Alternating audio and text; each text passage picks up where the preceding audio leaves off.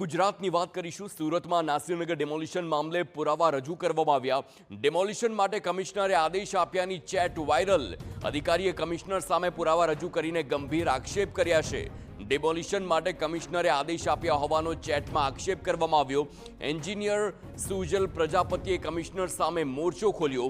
હાઈકોર્ટમાં affidavit file કરી ડેમોલિશનની file ખોલી છે।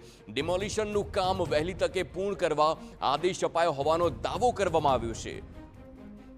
સંવાદદાતા બળદેવ સુલાર ફોન લાઈન પર। બળદેવ, આ જે પ્રકારની હવે સ્થિતિ સર્જાઈ છે, કમિશનર પર સીધા જ આક્ષેપ થઈ રહ્યા છે, શું વધુ વિગતો મળી રહી છે આ ચેટને લઈને? જે રીતે છેલ્લા ઘણા સમયથી સુરતના જે નાસિરનગર ડિમોલિશનનો મામલો હતો તેની અંદર 100 થી વધુ જે મકાનો છે તે તોડી પાડવામાં આવ્યા હતા અને ત્યારબાદ જે રીતે આક્ષેપ થયા હતા કે આ જે ડિમોલિશન છે તે આખું ભુજિયા ડિમોલિશન છે અને તેના કારણે સૌથી મહત્વની વસ્તુ સામે આવી હતી। ત્યારબાદ આખો મામલો હતો તે ગુજરાત હાઈકોર્ટની અંદર પહોંચ્યો છે અને ગુજરાત હાઈકોર્ટની અંદર આ જે પ્રોસેસિંગ જે ચાલી રહી છે, કારણ કે જે સ્થાનિક રહેવાસીઓ છે તે હાઈકોર્ટની અંદર જે અધિકારીઓ સામે જે રીતે કાર્યવાહી કરવા માટેની જે છે તે મોહર લગાવી છે।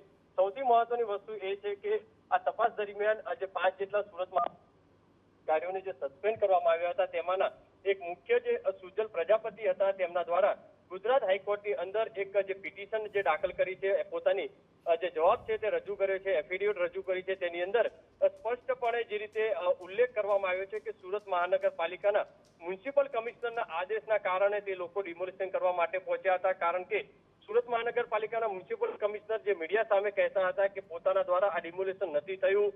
અને તો આ જે પુરાવા જે રજૂ કર્યા છે, વોટ્સઅપ ચેટ જે રજૂ કર્યા છે સુજલ પ્રજાપતિ દ્વારા, તે અનેક બાબતોને ખુલાસા કરતા હોય તે રીતનું લાગી રહ્યું છે, કારણ કે સુજલ પ્રજાપતિએ જે રીતે મ્યુનિસિપલ કમિશનરને જે રીતે મેસેજ દ્વારા જે વાત થઈ છે અને તેને સૂચના છે તે મ્યુનિસિપલ કમિશનર તરફથી આપવામાં આવી હોવાની જે છે તે ચેટ રજૂ કરવામાં આવી છે।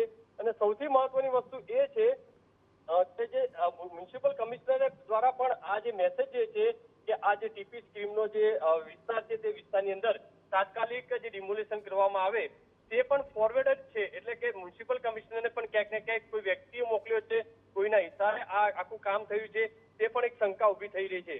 હાલમાં તો આ જે ચેટ જે સામે આવ્યું છે ને તેને લઈને અનેક જે વિવાદ છે તે જોવા મળી રહ્યા છે, કારણ કે અત્યાર સુધી મહાનગરપાલિકા એમ કહેતું હતું કે અમારા તરફથી ડિમોલિશન નથી થયું।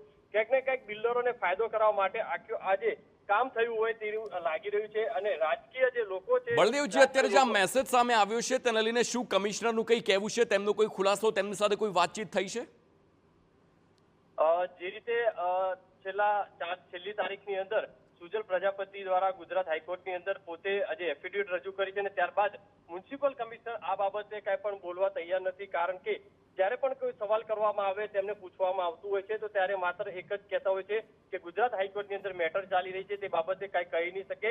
પણ હવે જે પુરાવા જે રજૂ કર્યા છે અને પુરાવા જે સામે આવ્યા છે તે અનેક જે હકીકતો સામે આવી રહી છે, કારણ કે મ્યુનિસિપલ કમિશનરના ઈશારે આ ડિમોલિશન થયું છે। અને સૌથી મહત્વની વસ્તુ એ છે કે કોઈ પણ નોટિસ વગર, કોઈ પણ સૂચના વગર આટલા મોટા મકાનો તોડી પાડવામાં આવ્યા, તો તેની પાછળ જવાબદાર કોણ? હાલમાં તો ગુજરાત હાઈકોર્ટની અંદર આ મેટર ચાલી રહી છે અને આવનારા તારીખની અંદર વધુ સુનાવણી થશે અને તેના ઉપર સૌ લોકોની નજર રહેશે। આભાર બળદેવ સમગ્ર માહિતી બદલ। તો હવે જોવાનું એ રહેશે કે જે આક્ષેપ કરવામાં આવ્યા છે ત્યારબાદ તેને લઈને શું તપાસ થાય છે, શું ખુલાસા કમિશનર તરફથી કરવામાં આવશે, તેની પર સૌ કોઈની નજર।